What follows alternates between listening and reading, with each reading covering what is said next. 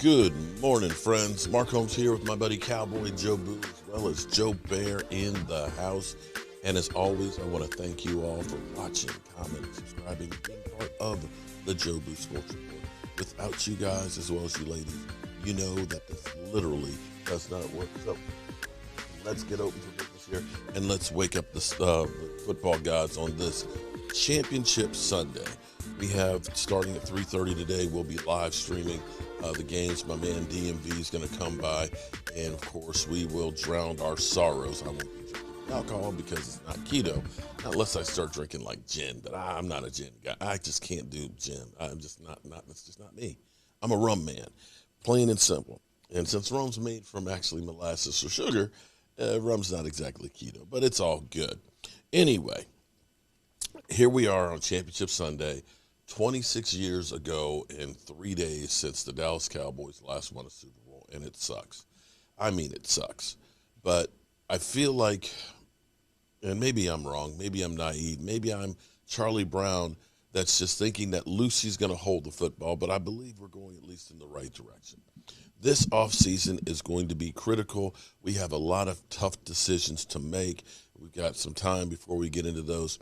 But I want to at least start looking at some of the positive things that we had that happened this year. And, you know, some people may just want to forget about everything. They don't want to think about, you know, the fact that we went 6 games the year before and we won 12. I know it was disappointing being a one and done in the playoffs, but we won 12 games. We had some really exciting times, and we found some young players that could be cornerstones.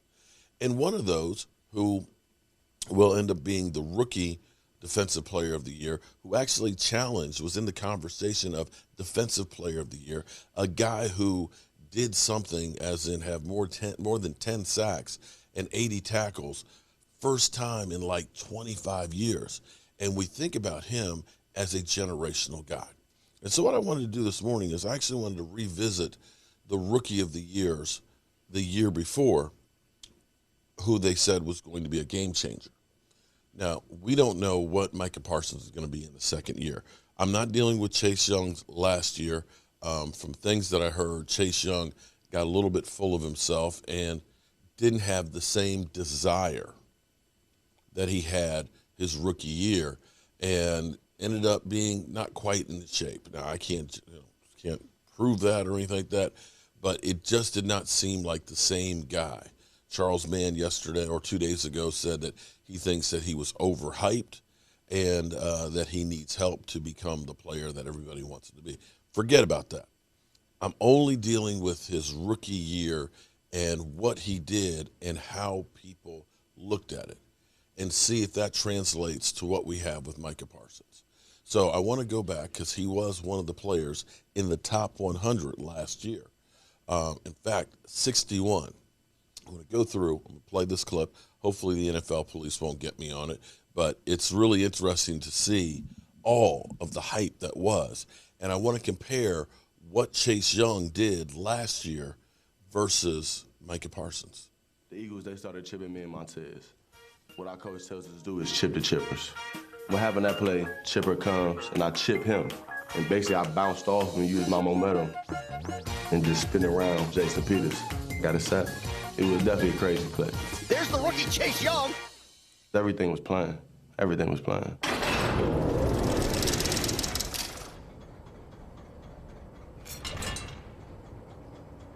I told you, I don't stop. I'm not stopping. I'm not stopping.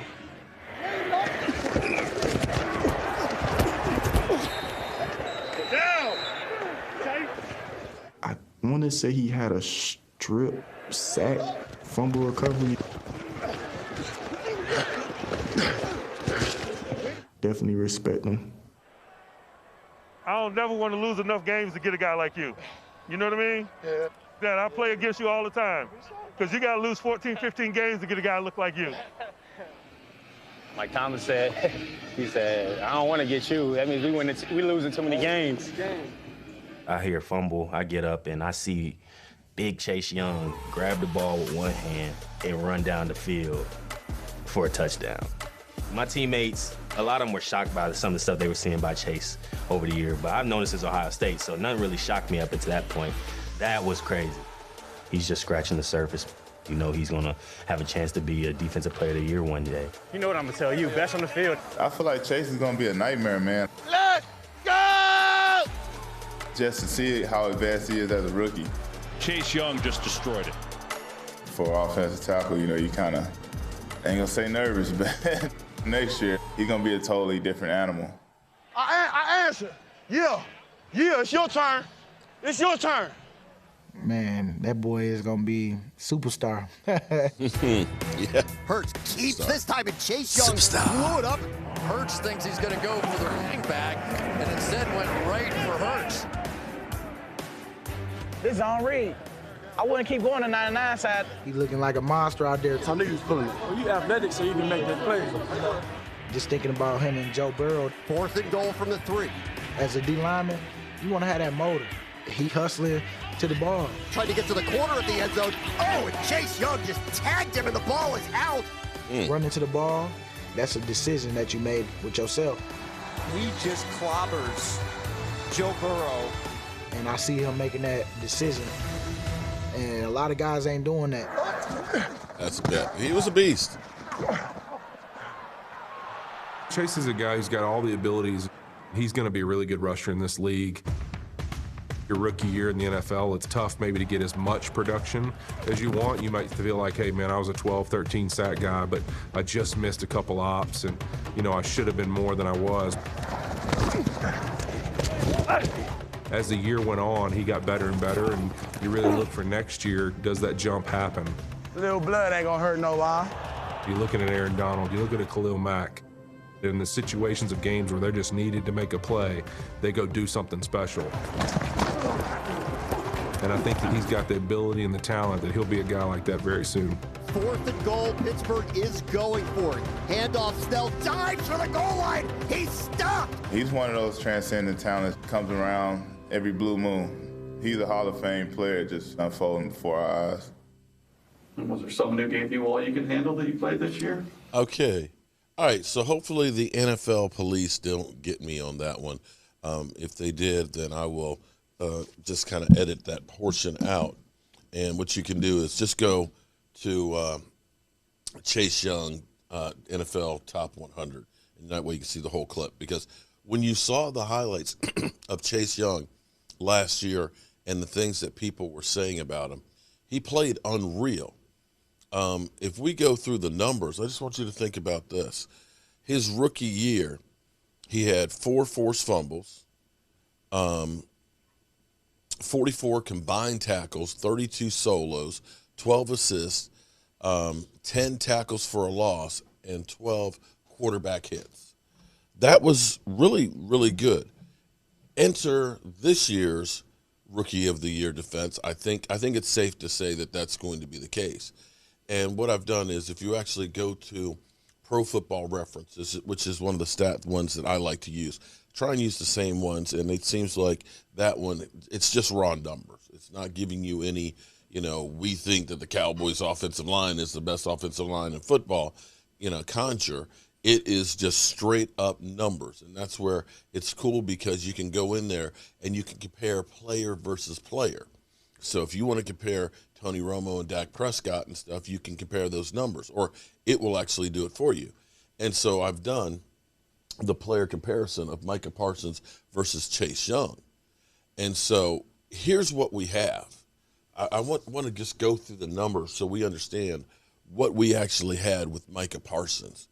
It was insane, because if we compare Micah Parsons' rookie year with Chase Young, quarterback, and remember what they were saying about Chase Young taking that next step, that, he's a generational talent. The guy, can do everything, and he's just scratching the surface.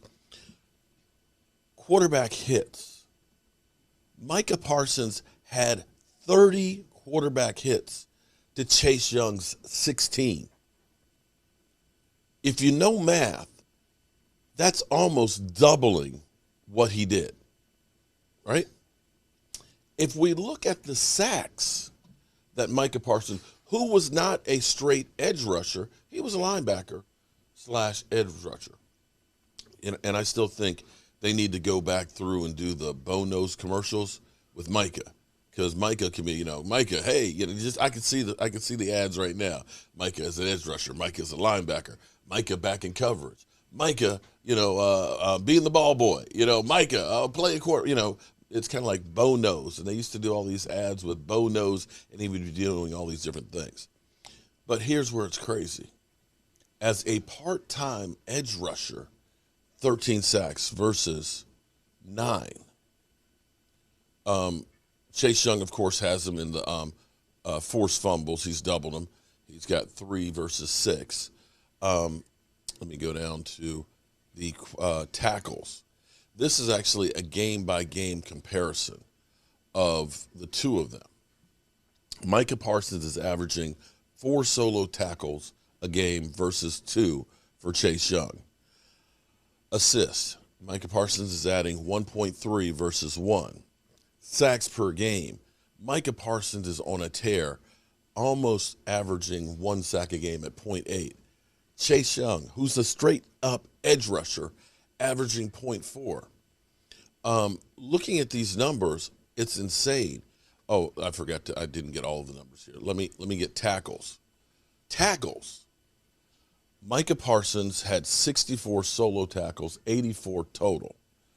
Chase Young, 47 total solo tackles and 23 assists, which gives you 70. So we're talking about 84 to 70 tackles. And let me put one other thing in here for this. This comparison right here is Micah Parsons' 15 games to Chase Young's 16 games, because I forgot the playoff game. We're talking about Micah Parsons beats Chase Young's rookie year and his second year combined with his numbers. It's not even close. In 16 games, Micah Parsons had 30 quarterback hits to 16 only in 24 games of Chase Young. Now, let me caveat this, of course, that this 24 games, Chase Young was not the same Chase Young as he was the year before. Still, it's 24 games versus 16. That is freaking insane. What you witnessed this year with Micah Parsons is literally unreal. And we can only hope that he ends up having that hunger and not being satisfied, because there is that thing, for quarterbacks at least, the rookie slump. And you could look at Chase Young and say he definitely was in that rookie slump, that second year slump after that great rookie season.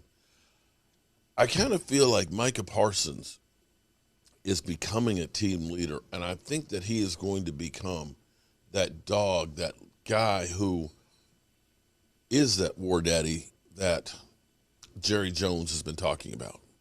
Question will be is, who are they going to be surrounding him with? It's not enough to just have one great player on the defense. You still need to have others that complement him. The thing that I think actually hurt Micah Parsons, actually, believe it or not, and you can dispute it, and this is just my own personal opinion, and that's a great thing, is I don't expect for everybody to agree with me. I would like for people to listen, have their point of view, and make an argument one way or the other, just saying you're just stupid. But when I look at what happened with Micah Parsons, who was going through a tear before D-Law came back, I believe that Micah Parsons is a better edge rusher right now and gives us more bang for the buck being outside than he does as a linebacker. He's good as a linebacker. But see, you need a guy that can get after that quarterback. You need that guy where the offense has to say, where is he, because he's going to blow it up.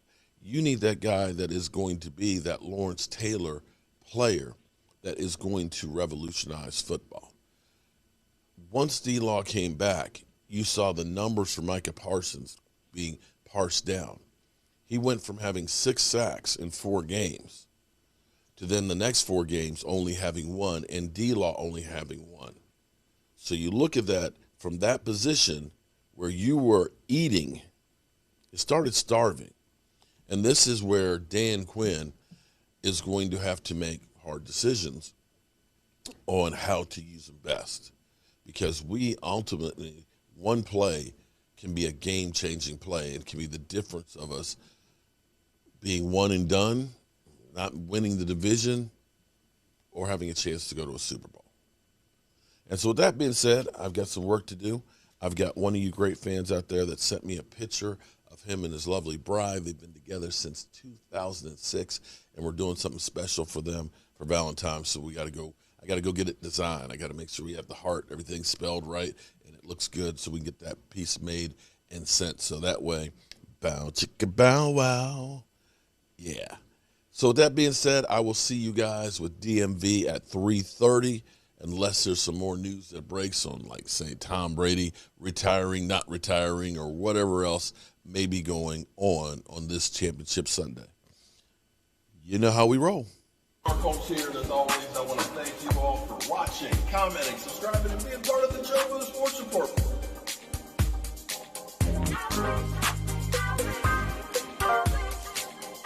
You did one hell of a job, and the only thing else I got to say is, how about them Cowboys?